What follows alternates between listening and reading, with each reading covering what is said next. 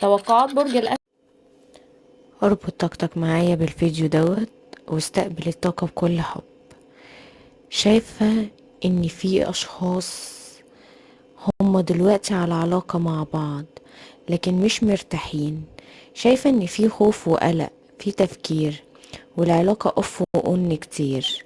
بينسحب منك الشريك من غير ما بيكون في اسباب، وبيرجع تاني يكلمك بعد يومين، بعد 3، بعد محاولات منك ان انت تبعتي رسالة. ساعات بيرجع وبيقولك انا مش عارف السبب، وساعات بيرجع وبيكون طريقته متغيرة معاكي جدا، بس بيحاول يعدي وبيتكلم. شايفة ان في علاقات كتيرة جدا بقت مشوشة، مش عارفة هي هتستمر او تكمل او تنسحب من الشريك.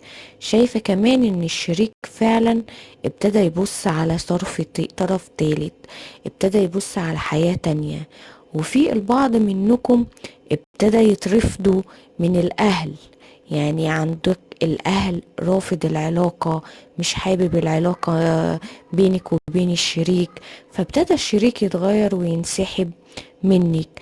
شايفاكي قاعدة بتفكري كتير في علاقات تانية او في اشخاص تانية، او ان انت ما تضيعيش وقتك مع الشخص ده، بس للأسف بتحبيه. نفسك يرجع ونفسك ترجعوا زي الأول، ونفسك تاخدي فرصة تاني معاه، لكن تفكيرك مع الشريك ان هو بقى يتعامل معاكي مش احسن حاجة، وبيتعامل معاكي وحش. هو دوت اللي مضايقك، وهو دوت برضو اللي مسبب لك شك طول الوقت ان انتي الشريك دوت عنده حالة طرف تالت غيرك بيفكر فيه او بيحبه. شايفاكم قاعدين بتراقبوا كمان، شايفة البعض منكم قاعد بيراقب في طاقة مراقبة، وطاقة المراقبة ديت عايز يوصل بيها بحاجة، عايز يشوف الشريك اتغير بإيه.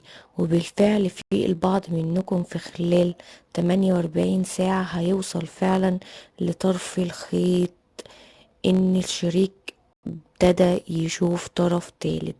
والبعض منكم هيكتشف فعلا رفض الأهل في العلاقة دي، وانسحاب الشريك من العلاقة ديت بسبب برضو الأهل. شايفة برضو ان البعض منكم هيحاول ان هو يصلح العلاقة مع الشريك، لان الوضع بتاعكم كان مش احسن حاجة الفترات اللي فاتت دي، وما كانتش دي اللي دايما عندكم. مش ده طاقة الحب اللي انتوا بدأتوا فيها. الطاقة دي سلبية، والطاقة دي جت عليكم من فترة.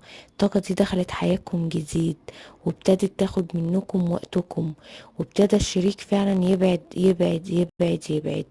حساكي تايهة ومش عارفة تاخدي القرار، لكن اللي انا هقدر اقولهولك في الطاقة اللي انا شايفاها دلوقتي قدامي، ان البعض منكم هيقف، في منكم هيخلص الطاقة وهينمحيها خالص. في خلال 48 ساعة هتكتشفوا خيانة للشريك أو وجود طرف تالت. وفي البعض منكم هينسحب عشان الكرامة، وعشان هو حاسس ان مفيش امل، وان الاهل رافضة الطاقة ديت، وان انتوا في الطاقة ديت على الفاضي. اما الجزء الاخير من الطاقة اللي انا شايفاها، ان البعض منكم عرف الغلط او الملل اللي وصل الشريك ان انتوا تكونوا كده، وهتبدأوا تصلحوا الوضع مع الشريك.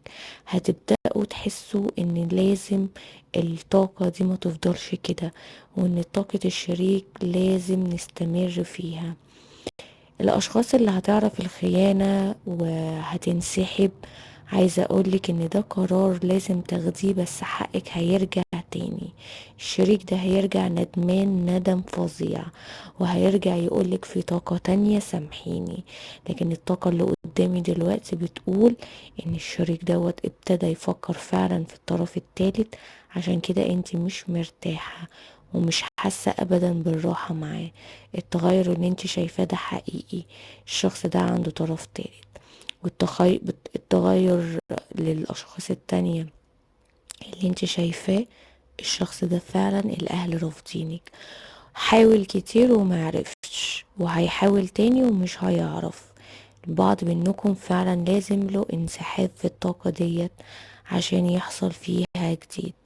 استقبلوا الطاقة بكل حب، عشان في خلال 48 ساعة كشف حقائق بينك وبين الشريك الجديدة.